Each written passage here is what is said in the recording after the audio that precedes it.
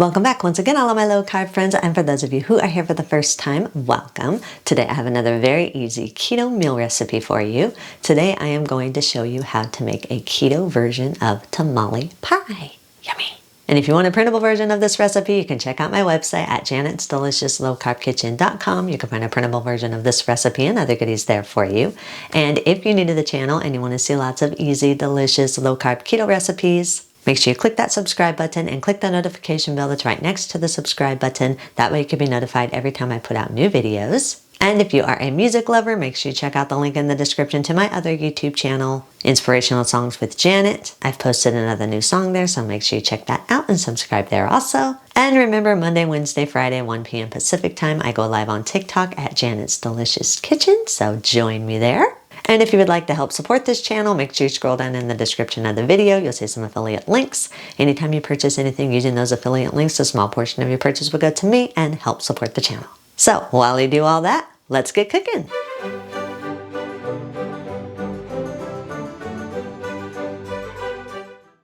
Preheat your oven to 375 degrees. Lightly grease a 9-inch pie pan, then set it aside for a minute. Preheat a large 12-inch skillet over medium heat for about 3 minutes or just until it's warm. Place 1 to 1.5 pounds of lean ground beef in your skillet. I use probably closer to 1 pound, but if you like more bulk in your tamale pie, then use closer to 1.5 pounds. Chop the ground beef into small pieces. Season the beef with the seasonings of your choice. I just use a little bit of salt and pepper, garlic powder, onion powder, paprika, and chili powder. Stir the seasonings in until the seasonings are evenly distributed over the beef. Add 66 grams or around 1/4 of a medium onion that's been chopped. I'm using a red onion. You can use any onion you want.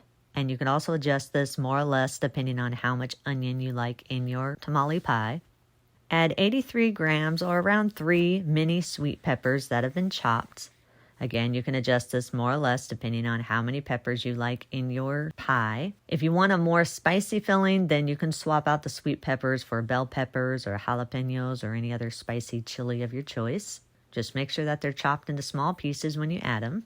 Sprinkle a little bit more seasonings of your choice over the beef and the vegetables. And again, I'm just using a little bit more of the salt and pepper, garlic powder, onion powder, paprika, and chili powder.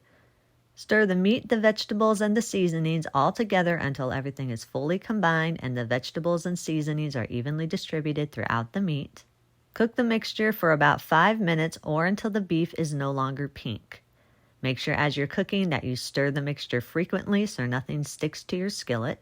Once the filling is done cooking, if you have a lot of excess fat from the beef in your skillet, then drain off the excess fat. I use extra lean ground beef, so I don't really have that much fat in the bottom of my skillet. It's okay to leave a little bit in there. That just adds a little bit more flavor.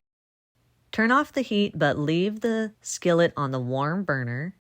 Stir in 131 grams or around 1 cup of cooked baby corn that's been chopped. And again, you can adjust this more or less depending on how much of the corn you want in your pie. This is also optional. I like to add it for a little bit more bulk. And yes, as I always tell you guys, baby corn is keto friendly. I get this asked all the time.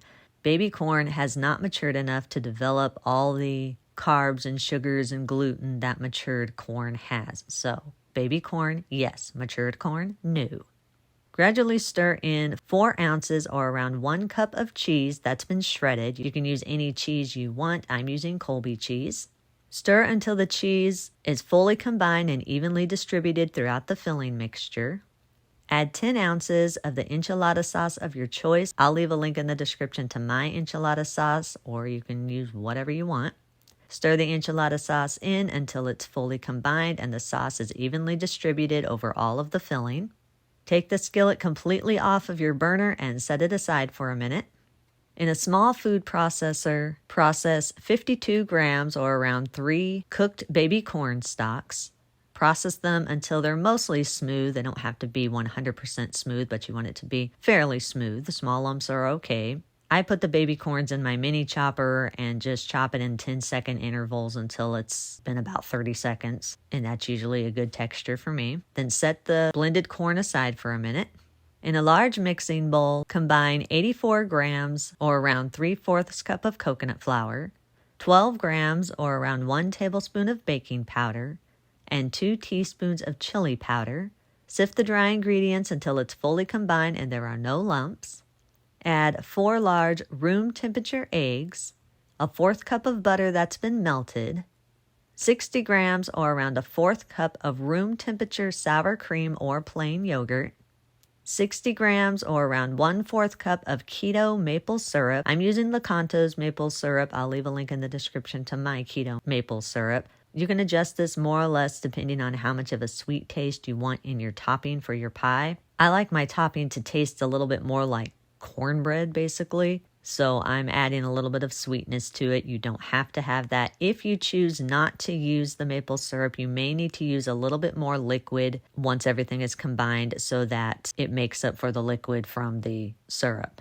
Add the blended corn and 15 grams or around 1 tablespoon of cornbread extract. I'll leave a link in the description where you can purchase that on Amazon if you don't have any. Or you can leave it out if you don't want your topping to taste like cornbread. But traditionally, tamale pie is basically the filling you would have in a tamale with a topping of some type of cornmeal topping. So that's what we're shooting for, that texture and that flavor for our topping. Stir everything together until everything is fully combined and a thick batter forms. Gradually fold in 2 ounces or around a 1/2 cup of the shredded cheese of your choice. I'm using Colby cheese again. Stir the cheese into the batter until it's fully combined and evenly distributed throughout the batter. And again, scrape down the sides of the bowl and push the batter to the center of the bowl, then set it aside for a second. Spread the meat mixture evenly throughout your prepared pie pan.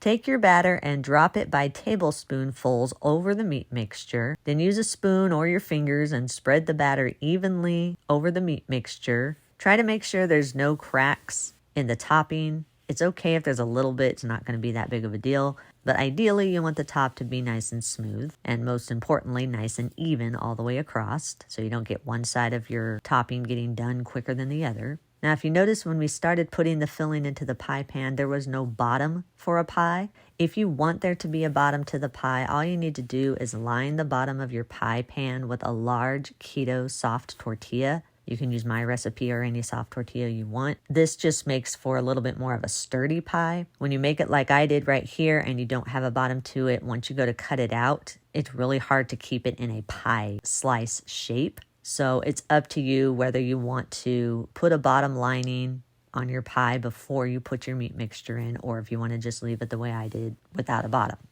Once you have the batter spread evenly over your filling, then place the pie in your preheated oven. Bake at 375 degrees for 20 to 25 minutes or until the topping is golden and firm. Once the tamale pie is done baking, remove it from the oven, then allow it to cool in the pan for about 5 to 10 minutes or until the topping is firm, and you can slice it without it falling apart.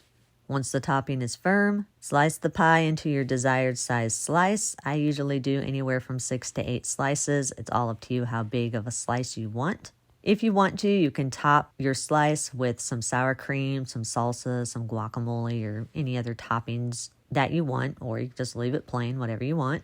You serve this warm. If you do have any leftovers, then allow them to cool completely, and you can store them in your refrigerator for up to 3 days, or you can store this in an airtight container and freeze it for up to 1 month. If you do choose to freeze it, then make sure you cut it into your desired size slices before you freeze it.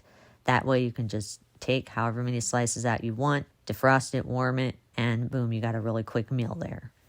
Eat and enjoy. And that's our recipe of the day. I hope you enjoyed it. If you did and you want to see more recipes like this, make sure you click that thumbs up like button, click that subscribe button, leave me a comment if you want to. Let me know if there's any recipes that you'd like to learn how to make, and I'll do what I can to get those out there for you. And as always, keep cooking.